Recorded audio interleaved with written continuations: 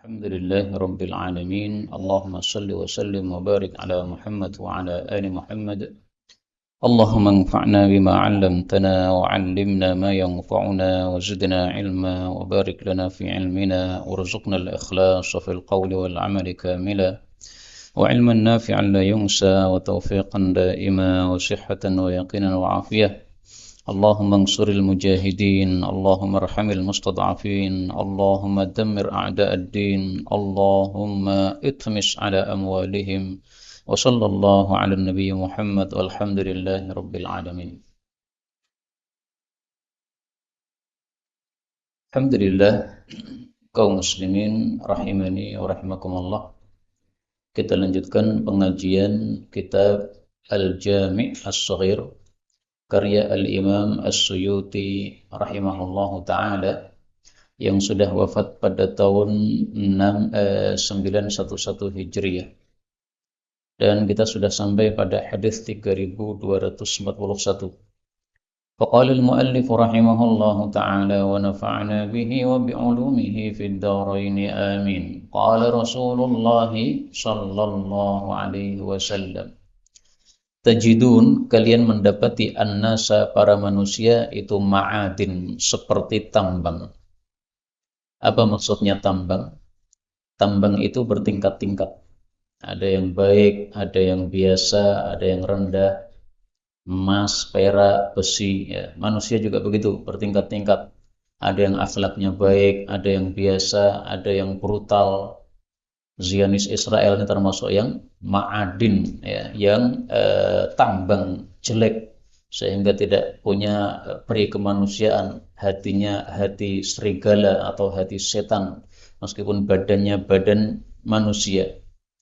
Fakhiyaruhum, maka orang yang baik-baik dari mereka fil jahiliyah, ketika jahiliyah, itu adalah khiyaruhum, orang-orang baik mereka fil Islam, ketika Islam, dengan syarat idza faquhu, jika mereka itu menjadi orang-orang yang paham agama. Maksudnya orang-orang yang akhlaknya baik di masa jahiliyah. Dia dermawan, dia suka menolong orang, dia jujur. Nah, itu ketika sudah masuk Islam tambah baik. Karena dulu mereka akhlaknya baik tapi kafir. Nah, sekarang ketika sudah Islam, maka dia baik plus Islam. Tapi Islam saja tidak cukup. Lebih bagus lagi kalau idza faquhu, kalau mereka paham. Maka orang yang akhlaknya baik, ketika dia masuk Islam dan dia paham, dia mengumpulkan 3 kebaikan. Kalau dia Islam saja tapi nggak paham, maka mengumpulkan 2 kebaikan. Kalau dia akhlaknya baik saja tapi kafir, maka dia punya 1 kebaikan, tetapi kebaikan ini tidak cukup untuk masuk surga. Wa tajiduna, dan kalian mendapati khairan nasi, manusia yang paling baik, fi hadza sya'ni, dalam urusan ini, adalah asyaddahum, yang paling dahsyat di antara mereka, lahu, terhadapnya, karahiyatan, tidak suka, qabla, sebelum ayyaqafi, dia masuk padanya. Maksudnya, yang terbaik dari manusia adalah orang yang paling benci terhadap Islam sebelum dia masuk padanya. Begitu sudah masuk Islam, maka dia mengerti keindahan Islam, jadi orang yang terbaik. Contohnya Sayyidina Umar, ketika masih kafir, itu asyaddahum, orang yang sangat benci kepada Islam. Maka asyadni di sini maksudnya adalah Islam. Ini tafsiran yang pertama. Tafsiran yang kedua, asyadni ini maksudnya adalah khilafah. Orang yang paling baik adalah orang yang sebelum menjadi khalifah, dia sangat benci untuk menjadi khalifah, nggak mau menjadi khalifah. Tapi begitu sudah menjadi khalifah, terpaksa dia kemudian melakukan khilafah itu dengan baik, dengan adil, karena khawatir kalau tidak adil dia akan masuk neraka. Contohnya adalah cucunya Sayyidina Umar, yaitu Umar bin Abdul Aziz. Beliau tidak mau diangkat jadi khalifah. Maka ketika diangkat sebagai khalifah, sesuai wasiat dari khalifah sebelumnya, dia langsung lumpuh, nggak bisa bangkit karena lemas badannya mendengar wasiat tersebut, bahwa dia harus menjadi khalifah. Tapi akhirnya menjadi orang yang paling adil seluruh dunia pada saat itu, dan tidak ada lagi khalifah yang lebih utama dari beliau sepeninggal beliau. Wa tajiduna, dan kalian dapati syarrun nas, manusia paling jelek, yaumal qiyamah, di hari kiamat, indallah, di hadapan Allah, dzal wajhain, orang yang punya dua wajah. Maksudnya gimana? Alladzi ya'ti haula, yang mendatangi mereka biwajhin, dengan satu wajah, wa ya'ti haula, dan mendatangi orang lain biwajhin, dengan wajah yang lain, yaitu orang-orang munafik. Jadi orang munafik kalau ketemu dengan orang beriman mengatakan kami beriman, menampakkan wajah Islam. Tapi kalau ketemu dengan orang-orang kafir, maka mengatakan kami beserta kalian. Maka menyembunyikan kekafirannya di hadapan orang-orang beriman. Ini berarti punya dua wajah seperti ini. Kalau kita orang-orang beriman, tidak mungkin kita punya dua wajah. Kalau kita punya dua wajah, berarti kita belum mencapai derajat iman.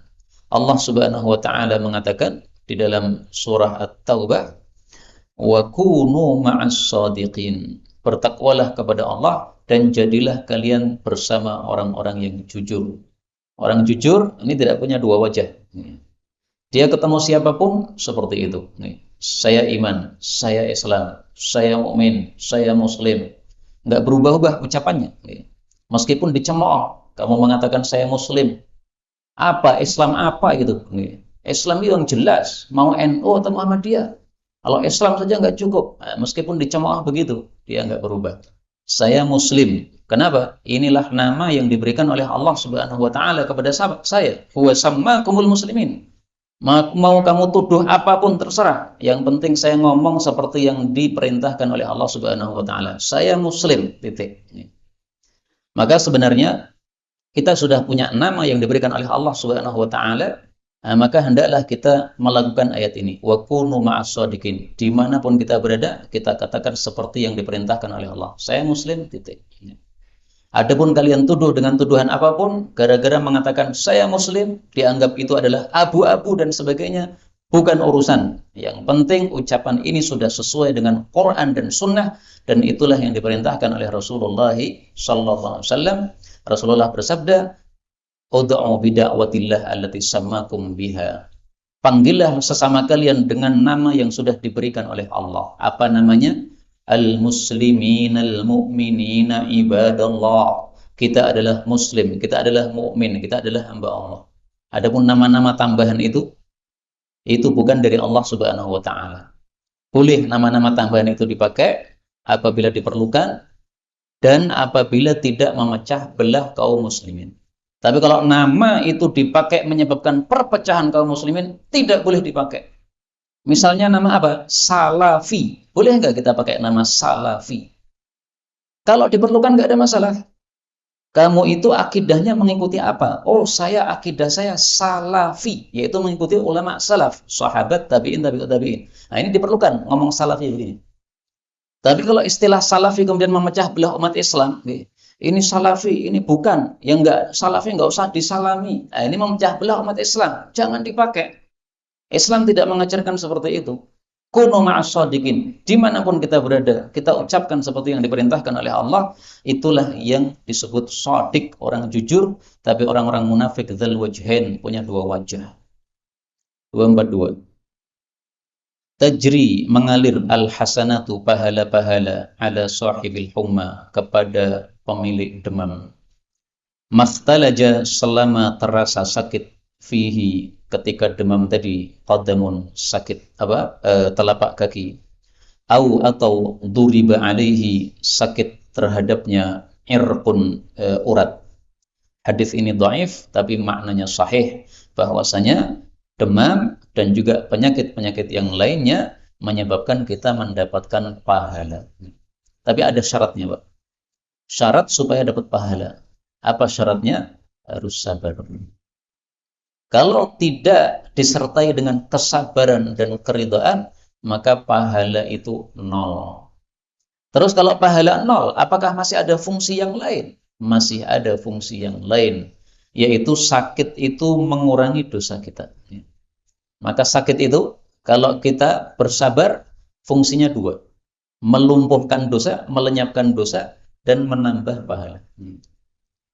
Tetapi tidak disertai dengan kesabaran, maka masih ada satu fungsi saja, yaitu apa? Menggugurkan dosa-dosa. Meskipun ini masalah khilafiyah, tapi itulah pendapat yang terpilih insyaallah taala.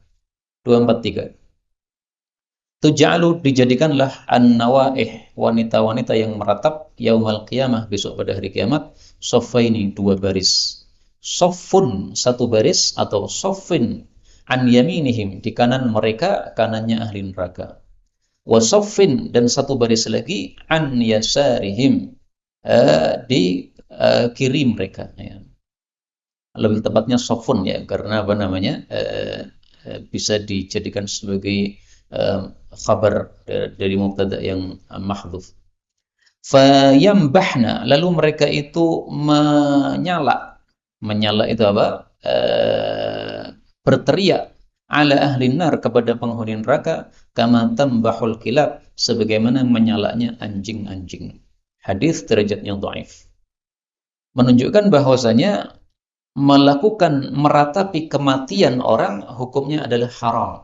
Dan makna ini bahwa meratapi kematian orang haram dan termasuk dosa besar, ini adalah makna yang sahih. Kita lihat hadis yang sahih tentang orang yang meratapi kematian orang, dan itu menunjukkan dia tidak ridha terhadap takdir yang diberikan oleh Allah Subhanahu wa taala. Rasulullah bersabda, "An-naihah idza lam tatub qabla al-maut." Peratap apabila tidak tobat sebelum mati, ja'at yaumal qiyamati 'alaiha sirbalu min qatiranin. Dia datang pada hari kiamat memakai baju dari tir, wa dir'un min lahabin nar, dan baju besi yang menyala-nyala. Hadis riwayat Ahmad, derajatnya sahih. Maka hadis ini sudah mewakili dari hadis yang dhaif yang sedang kita baca ini. Maka ringkasnya, tidak boleh kita meratapi kematian orang. Kalau sampai mati belum tobat dari meratapi kematian orang, nanti akan disiksa oleh Allah Subhanahu wa taala di neraka. 244. Tajawwazu, ringankanlah fis salati, di dalam salat, maksudnya jangan terlalu panjang. Fa inna, karena sesungguhnya khalfakum, di belakang kalian, ad-dha'ifa, ada orang lemah, wal kabira, dan orang tua, wadal hajah, dan orang yang punya hajat. Hadis ini menunjukkan bahwa para imam kalau mengimami manusia, maka hendaklah dia salatnya tidak terlalu panjang yang memberatkan. Tapi juga jangan terlalu cepat. Jadi tidak tafrid, tidak ifrat. Ifrat itu berlebihan ke atas. Seperti Mu'adz bin Jabal mengimami salat Isya dengan menghatamkan surat Al-Baqarah, itu ifrat. Atau tafrid, yaitu apa? Berlebihan ke bawah. Misalnya sholat tarawih 23 rakaat 7 menit. Nah, tidak begitu. Tapi tengah-tengah antara keduanya. Makanya para ulama katakan khairul umur awsatuha. Perkara yang paling baik itu yang sedang-sedang. Nah, insya Allah yang di masjid ini sudah sedang-sedang. Kecuali dua hal. Kalau kita sholatnya sendiri, maka silahkan sepanjang-panjangnya terserah. Karena Rasulullah ketika sholat tahajud, beliau panjangkan berdirinya sampai bengkak-bengkak kakinya. Yang kedua, ketika jamaahnya ini adalah orang-orang khusus. Orang-orang yang terbatas, yang mereka ridho kalau dipanjangkan oleh imam tersebut. Silahkan dipanjangkan. Contohnya tarawih jam 1 malam. Nah, mereka sudah ridho untuk dipanjangkan sampai jam 3, 2 jam. Dan orang yang tarawih jam 1 ini pasti orang-orang khusus. Orang-orang yang Islamnya masih biasa, nggak mungkin mau jam 1 bangun. Pilih tarawih barisya 30 menit baru itu. Tapi orang-orang yang bangun jam 1, ini orang-orang khusus. Panjangkan silahkan, nggak apa-apa. Karena Sayyidina Umar juga melakukan hal itu pada jamaahnya yang mereka ridho untuk dipanjangkan. 245. Taji'u, akan datang rihun, angin, baina yaday sa'ah, sebelum kiamat, fayaqbidu, lalu dicabut, fiha, padanya, ruhu kulli mu'min, rohnya setiap orang-orang yang beriman. Hadis ini menunjukkan dua hal. Pertama, bahwa salah satu tanda kiamat akan adanya angin. Angin ini akan melewati di bawah ketiaknya setiap orang mukmin. Dan orang mukmin kalau kelewatan angin ini pasti mati. Dan ini belum terjadi. Karena kalau terjadi ya semua kita mati karena kita adalah orang-orang yang beriman kepada Allah Subhanahu wa taala. Yang kedua, hadis ini menunjukkan bahwa nanti terjadi kiamat sudah tidak ada lagi orang beriman. Jadi ketika terjadi kiamat, itu orang-orang beriman sudah diselamatkan oleh Allah. Kamu mati dulu saja daripada mengalami kiamat yang mengerikan.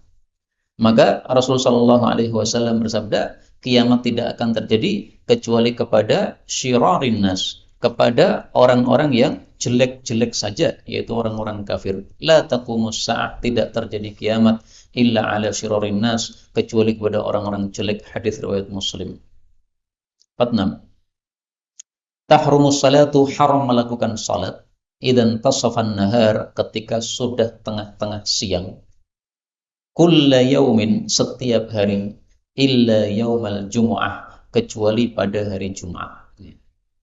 Hadis ini derajat sanadnya dhaif, tetapi dikuatkan oleh hadis-hadis yang semisal sehingga kesimpulannya sahih.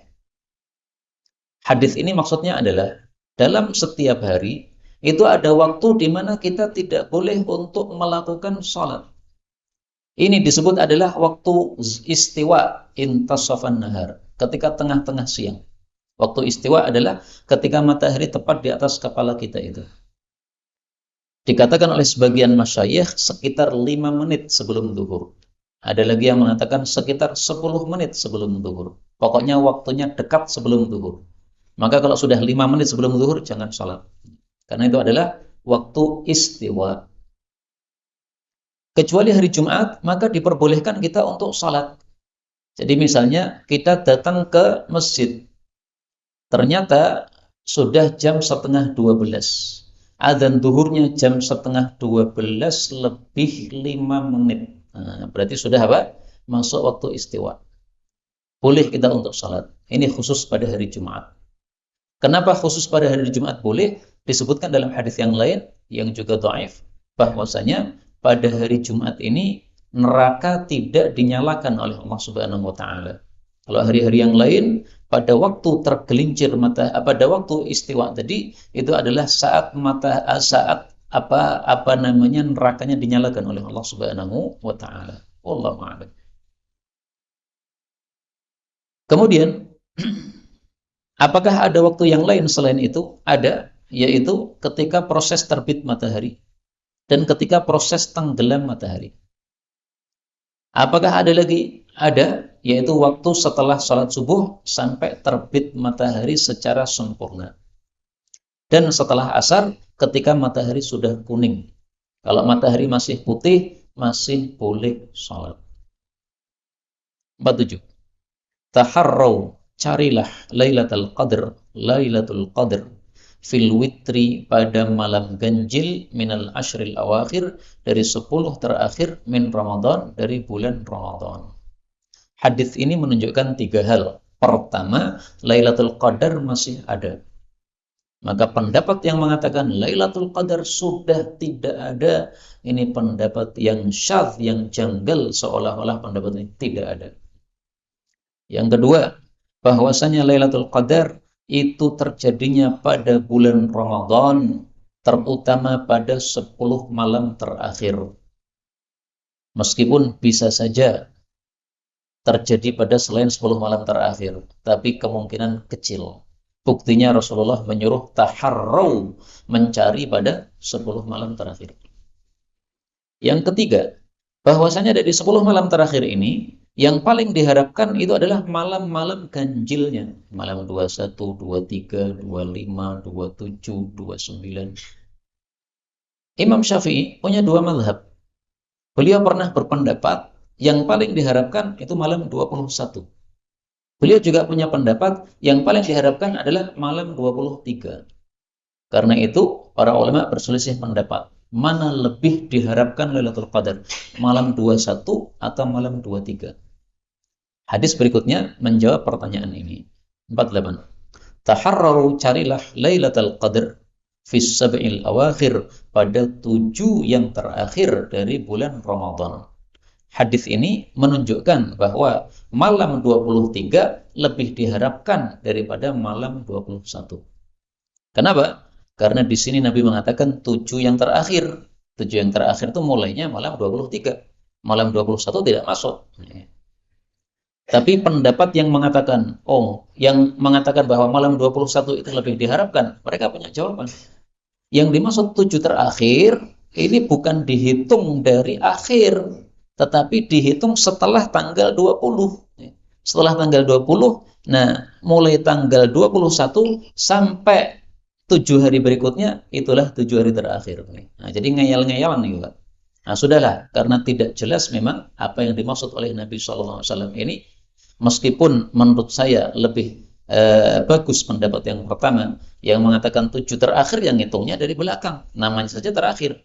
Maka karena ada perselisihan pendapat ini, kita hidupkan 10 malam terakhir semuanya, meskipun malam genap pun kita hidupkan untuk cari Lailatul Qadar. 49.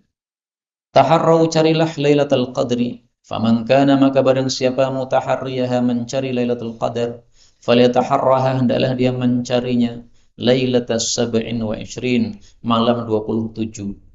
Inilah pendapat mayoritas para ulama, bahwasanya Lailatul Qadar paling diharapkan adalah malam 27. Muncul pertanyaan, tadi Nabi menyuruh cari 7 terakhir. Sekarang Nabi menyuruh mencari malam 27. Kemudian hadis berikutnya beda lagi, 250. Taharrau, carilah Lailatul Qadar, Lailatul Thalathin wa Ishrin, malam 23. Padahal hadisnya semuanya sahih. Terus gimana maksudnya ini? Kok berubah-ubah? Maksudnya adalah bahwa Lailatul Qadar itu setiap tahunnya berpindah-pindah. Pada tahun itu Rasulullah mendapatkan wahyu bahwasanya Lailatul Qadar malam 27. Maka Nabi mengatakan, carilah malam 27. Pada tahun berikutnya Nabi mendapatkan wahyu malamnya 23. Beliau katakan, carilah malam 23. Pernah juga beliau mengalami Lailatul Qadar malam 21. Ketika itu turun hujan. Kemudian Rasulullah sujud pada masjidnya masih tanah. Akhirnya jidatnya itu ada bekas-bekas dari tanah yang terkena air hujan. Nah, maka itu adalah tanda-tanda Lailatul Qadar yang sudah dimimpikan oleh Rasulullah SAW pada tahun itu. Tapi ini juga masalah khilafiyah. Menurut madhab Syafi'i, bahwasanya Lailatul Qadar itu tidak pindah-pindah. Lailatul Qadar itu satu malam tertentu, tidak berubah. Setiap tahun itu saja. Tapi pendapat yang lain mengatakan, atau mazhab Syafi'i, ulama Syafi'i yang lain mengatakan berpindah-pindah. 251. Taharrau, tepat-tepatilah ad-du'a, doa, inda, pada saat fai'il afya, pada saat zawal, pada saat tergelincir matahari. Fai itu aslinya bayangan, al-afya para bayangan. Tapi yang dimaksud di sini adalah ketika tergelincirnya matahari. Karena ketika matahari sudah tergelincir ke arah barat, maka benda-benda ini ada bayangan-bayangannya. Maka hadis ini menunjukkan bahwa doa pada saat tergelincir matahari, doanya mustajab. Hadis ini meskipun ada yang mendhaifkan, tetapi Syekh Albani mensahihkan. Kenapa? Karena ada hadis yang semakna dengannya. Mari kita lihat. Rasulullah Shallallahu Alaihi Wasallam bersabda,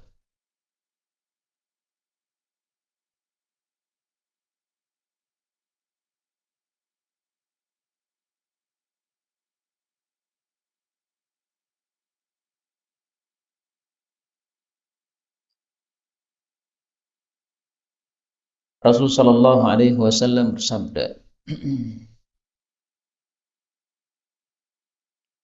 bahwasanya pintu-pintu langit dibuka oleh Allah Subhanahu Wa Taala pada saat dikumandangkan azan. Demikian juga Rasulullah bersabda, Inna abwabas sama, sesungguhnya pintu-pintu langit, tuftahu, dibuka, ila zawali syamsi, sampai tergelincir matahari. Fala turtaj hatta yusalla dhuhr, fa uhibba an yas'ada li fiha khairun. Hadis riwayat Imam Ahmad, derajatnya sahih. Hadis yang lain yang lebih jelas ada enggak? Coba.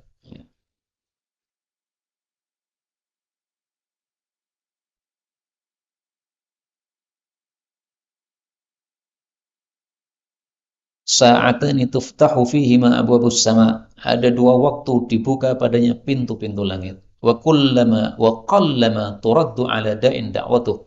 Dan jarang sekali doa seseorang ditolak oleh Allah Subhanahu wa taala. Li huduris shalah, ketika hadirnya waktu salat, berarti ketika waktu dikumandangkan azan itu. Wasoffi fi sabilillah, dan ketika berbaris di jalan Allah, yaitu di medan perang. Hadis riwayat Tabarani, derajatnya juga sahih. 52. Taharrau, tepat-tepatilah as-sidqa, jujur. Wa in ra'aitum, meskipun kalian melihat anna fihi, bahwasanya dalam kejujuran, al-halakata, ada kehancuran. Fa inna, karena sesungguhnya, fihi, di dalamnya, an-najata, ada keselamatan. Hadis ini derajatnya dhaif. Dan memang kejujuran itu pasti mendatangkan keselamatan. Buktinya Allah Subhanahu wa taala menyuruh kita untuk jujur, wa kunu ma'as shadiqin. Dan orang yang mentaati Allah Subhanahu wa taala pasti akan mendapatkan keselamatan dari Allah Subhanahu wa taala. 253. Taharraw sidqa, jujurlah. Wa in ra'aitum, meskipun kalian melihat, anna fihil halakata, bahwasanya di dalamnya ada kehancuran. Fa inna fihi najah, karena sesungguhnya di dalamnya justru ada keselamatan. Wajtanibul kadhiba, hindarilah dusta. Wa in ra'aitum, meskipun kalian melihat, anna fihi najata, bahwasanya di dalam dusta ada keselamatan. Fa inna fihil halakah, karena sesungguhnya di dalamnya justru ada kehancuran. Hadis ini juga derajatnya dhaif, tetapi maknanya sahih. Lihat orang-orang munafik. Mereka datang kepada Rasul sallallahu alaihi wasallam mengatakan, "Ya Rasulullah, kami punya udzur begini, kami punya udzur begitu, nggak bisa ikut perang." Tapi bohong sebenarnya. Sementara 3 sahabat Nabi sallallahu alaihi wasallam, dia jujur datang kepada Nabi, "Ya Rasulullah, kami 3 orang tidak punya alasan. Malas saja akhirnya nggak ikut perang." Perang Tabuk, perang terakhir yang dilakukan oleh Nabi. Jaraknya sangat jauh sekali, dan waktu itu sangat panas sekali seperti hari-hari yang kita alami hari-hari ini. Maka para sahabat banyak yang berangkat, tapi 3 orang ini tidak berangkat tanpa alasan. Tapi akhirnya jujur lapor kepada Nabi SAW. Justru 3 orang ini kemudian disebut-sebut oleh Allah dalam surat At-Taubah, bahwasanya Allah memberikan taubat kepada mereka. Sementara orang-orang munafik tadi yang menyampaikan alasan kepada Nabi, Nabi menerima, baiklah kamu punya alasan, nggak apa-apa, nggak ikut perang. Tapi Allah Subhanahu wa taala katakan mereka adalah orang-orang munafik yang mereka akan berada dalam neraka pada dasar yang paling rendah. A'udzubillahi min syarri dzalik. Maka makna itu sesuai dengan hadis ini. 254. Tahrikul asabi, tahrikul isba', menggerakkan jari fi sholati, pada saat salat, maksudnya ketika tasyahud. Mad'aratun, menyebabkan takut, lisyaitan, bagi setan. Hadis ini derajatnya dhaif, sehingga tidak bisa dijadikan dalil untuk menggerak-gerakkan jari telunjuk pada saat kita duduk tasyahud awal maupun akhir. Dan ini masalah khilafiyah. Apakah disunnahkan untuk menggerak-gerakkan jari telunjuk atau tidak? Menurut mazhab Syafi'i, tidak disunnahkan. Kenapa? Karena hadisnya dhaif. Yang disunahkan apa? Menggerakkan 1 kali saja, yaitu ketika mengangkat itu. Tapi bukan menggerak-gerakkan. Menggerakkannya kapan? Nah, diperselisihkan lagi oleh para ulama. Sebagian ulama menggerakkannya di awal, at-tahiyyatu lillah, langsung. Tapi kalau mazhab Syafi'i tidak. Mazhab Syafi'i, at-tahiyyatu itu baru isyarat saja, belum digerakkan. Masih isyarat. Isyarat artinya 3 jari digenggam, kemudian jari telunjuk ini sudah berisyarat, tetapi masih nempel pada apa? Ibu jari ini. Nah, belum naik. Naiknya kapan? Asyhadu an la ilaha illallah. Pas Allah itu naik. Kenapa? Karena pas Allah itu kita mengisyaratkan Allah itu esa.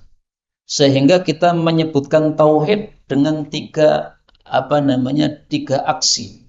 Aksi pertama, mulut kita mengatakan Allah. Aksi kedua, tangan kita mengangkat, menunjukkan Allah itu esa. Aksi ketiga, hati kita hadirkan keesaan Allah pada saat mengucapkan asyhadu an la ilaha illallah itu. Dua-duanya pendapat para ulama, silahkan diamalkan, semuanya sah salatnya. Kalau saya memilih mengangkatnya sejak dari awal. 255.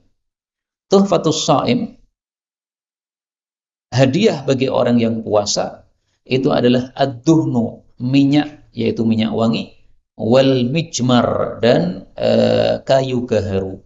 Hadis ini derajatnya palsu. Yang dimaksud hadiah adalah sesuatu yang bisa meringankan orang yang sedang berpuasa. Kalau panjenengan puasa terasa lapar, ya kan? Nah, supaya tidak terlalu lapar, supaya tidak terlalu lemes, bagaimana? Pakai parfum. Jadi pas subuh, sholat ke masjid, habis sahur, pakai parfum. Pas duhur juga begitu, sholat ke masjid, pakai parfum. Nah, bau parfum ini menyebabkan manusia jadi jiwanya semangat. Sehingga yang awalnya loyo jadi apa? Bangkit lagi. Itu maksudnya. 56. Tuhfatus Shaim, hadiah bagi orang puasa, az-zair, yang berziarah ke rumah kita, adalah antughallaf, bahwasanya diminyai lihyatuhu, jenggotnya, yaitu diminyai dengan wewangian. Watu jammar, dan diasapi thiyabuhu, bajunya, yaitu diasapi dengan asap kayu gaharu yang wangi. Wayudharrar, dan dikasih parfum dharirah. Dharirah itu parfum khusus yang biasa dipakai oleh orang-orang Arab, ya, yang apa namanya, bahannya bahan khusus. Dan dikasih parfum dharirah. Wa tuhfatul mar'ati sha'imah, adapun hadiah bagi wanita yang berpuasa, az-zairah, yang berziarah ke rumah kita, antum syata ra'suha, bahwasanya dia disisiri rambutnya, kepalanya maksudnya rambutnya. Wa tujammar, dan diasapi thiyabuha, pakaiannya. Wa tudharrar, dan dikasih parfum dharirah. Hadis ini derajatnya juga dhaif. Dan dharirah ini ada dua tafsiran. Tafsiran yang terkenal, dharirah, yaitu parfum khusus yang biasa disebut parfum dharirah. Bahannya khusus saya tidak begitu tahu. Yang kedua, dharirah yaitu maksudnya adalah celak.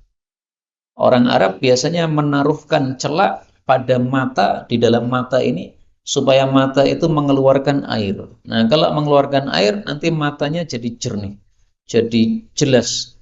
Karena sebelumnya banyak kotoran. Dengan keluarnya air, maka kotorannya keluar. Tapi hadis ini dhaif. 257. Tuhfatul mu'min, hadiah bagi orang beriman adalah al-mautu, kematian. Hadis riwayat Tabarani dhaif, tapi maknanya sahih. Kenapa? Karena selama kita hidup di dunia, maka pasti kita mengalami ujian-ujian. Kalau ingin selesai ujian, matilah engkau. Tapi harus beriman, Pak. Kalau tidak beriman, mati, ujian nggak berhenti. Di kuburan disiksa oleh malaikat. Tapi kalau dia beriman, mati, maka ujian dunia selesai. Contoh, panjenengan sakit, pengen tidak sakit, mati, maka sakitnya hilang. Panjenengan napa? Tidak punya duit, melarat sehingga tidak bisa beli makanan, tidak bisa beli sesuatu yang kita butuhkan. Pengen musibah itu berhenti, matilah, maka sudah tidak perlu makan lagi. Gini apa badan? Maka kalau pengen musibah berhenti, silahkan apa? Mati. Itulah hadiahnya orang beriman. Di Palestina itu seringkali ketakutan, Pak. Karena lagi enak-enak tidur, tiba-tiba roket datang, ngeri, medeni. Nah, supaya tidak medeni gimana? Dibom sekalian rumahnya, mati. Sudah selesai, nggak pernah ketakutan lagi. Malah mati syahid, masuk dalam surganya Allah Subhanahu wa Ta'ala tanpa siksa, tanpa hisab. Enak napa mboten? Ketoke enak nggih, tapi ketoke ora gelem pakaian mati. Jadi kalau ditawari mati pasti kita tidak mau. Padahal mati itu adalah tuhfatul mu'min, hadiah bagi orang beriman karena dia sudah berhenti dari ujian-ujian dunia. Makanya pada saat Rasul Shallallahu Alaihi Wasallam bersabda, berdoa, ya, beliau mengatakan, waj'alil mauta rahatan li min kulli syarr. Ya Allah, jadikanlah kematian itu istirahat bagi saya dari semua keburukan. Orang beriman kalau sudah mati maka rehat dari semua keburukan. Ujian termasuk keburukan, udah rehat semuanya. Tapi kalau orang kafir mati tidak istirahat dari keburukan, malah tambah keburukannya, disiksa oleh mungkar nakir dan seterusnya. Nah, maka ini doa maksudnya jadikanlah kematian saya itu nanti setelah mati saya aman di kuburan. Mudah-mudahan semua kita aman di kuburan. Amin ya rabbal alamin. Tapi jangan lupa Pak, baca surat Al-Mulk setiap malam sebagaimana perintah Rasulullah sallallahu alaihi wasallam. Beliau bersabda bahwasanya surat Al-Mulk itu adalah Al-Mani'atu. Surat Tabaraka itu adalah pencegah dari siksa kubur. Hadis riwayat Ibnu Marduyah sahih. Makanya Rasulullah setiap malam membaca surat Al-Mulk. Tadi sebelum saya berangkat ke sini, anak saya tanya, baca apa Bi? Juz 29. Ya sudah, Al-Mulk. Dibiasakan anak-anak baca surat apa? Al-Mulk. Kalau bisa setiap malam. Kalau bisa setiap malam, sudah jadi kebiasaan anak-anak, nanti dewasa jadi mudah baca surat Al-Mulk. Cuma 2 halaman saja Pak. Dan ini rutin dibaca Nabi setiap malam. Enggak pernah ada satu malam pun kecuali beliau membaca surat Al-Mulk. Kalau belum baca surat Al-Mulk, beliau tidak akan tidur. Ya, Rasulullah sallallahu alaihi wasallam. Nah, itu kunci supaya kita diselamatkan dari siksa kubur. Baca Al-Mulk. Berikutnya 59. Tuhfatul malaikah. Hadiah para malaikat, hadiah untuk para malaikat adalah tajmirul masajid. Mengasapi masjid-masjid dengan kayu gaharu. Ya tidak harus dengan kayu gaharu ya, yang penting masjid diwangikan. Dan hadis ini derajatnya dhaif. Tapi malaikat memang suka bau yang enak, Pak. Sehingga kalau masjid ini dikasih wangian, ya, maka malaikat senang. Karena malaikat senang bau yang enak dan malaikat tidak suka bau yang tidak enak. Dalilnya apa? Mari kita tampilkan dalilnya. Tata'adza. Rasulullah bersabda, innal malaikah, sesungguhnya para malaikat tata'adza, terganggu, mimma yata'adza minhu banu Adam, dari bau-bau yang mengganggu manusia. Berarti sebaliknya, malaikat juga senang dengan bau-bau yang disenangi oleh manusia.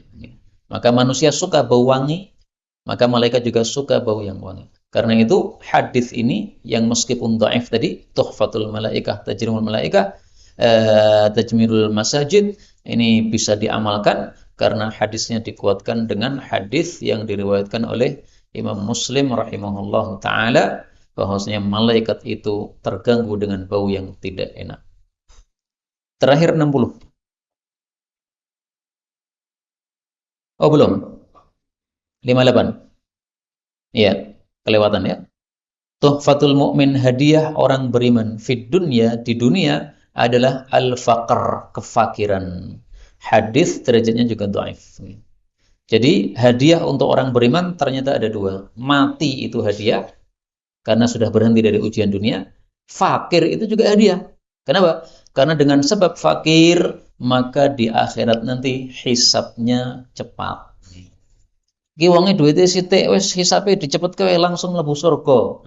Sementara yang kaya-kaya masih dihitung, Pak. Sementara yang miskin-miskin sudah istirahat di surga, sudah layah-layah, sudah ketemu bidadari, yang kaya-kaya masih dihisab antri di hadapan Allah Subhanahu wa taala. Nah, jenengan pilih cepat masuk surga atau pilih lama dihisab? Pilih cepat tapi sugih, kok penak men. Nah, mudah-mudahan kita meskipun duitnya mungkin banyak daripada orang-orang yang lebih miskin daripada kita, tapi mudah-mudahan semua kita masuk surga tanpa hisab, tanpa adab. Amin ya rabbal alamin. Terakhir ya, tahaffadhu, jagalah dirimu minal ardi, dari bumi. Kenapa? Fa innaha, karena sesungguhnya bumi itu ummukum, adalah ibu kalian. Maksudnya ibu, kita akan kembali kepada bumi. Sebagaimana seorang anak kembalinya kepada ibu. Maka kalau kita mati kembali kepada bumi, seolah-olah bumi itu adalah ibu kita.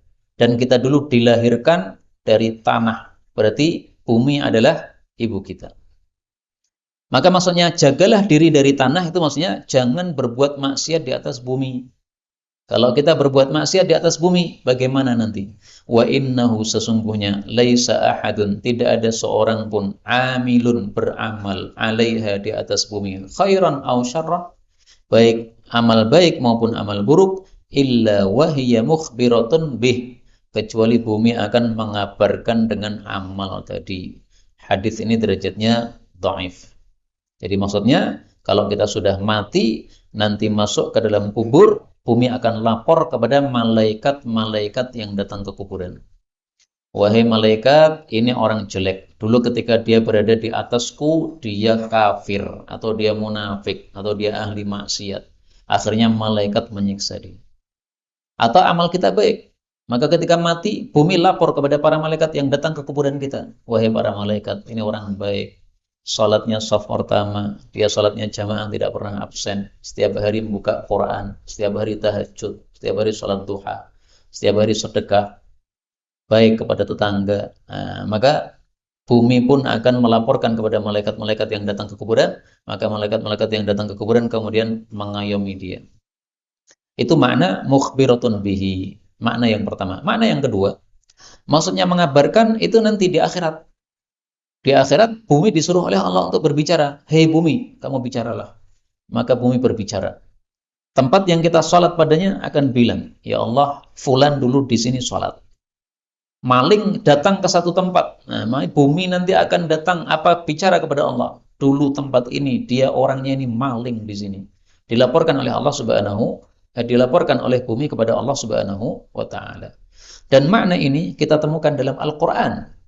Allah Subhanahu wa Ta'ala mengatakan yauma idzin, pada hari itu, yaitu di akhirat, tuhadditsu akhbaraha, bumi menceritakan berita-beritanya.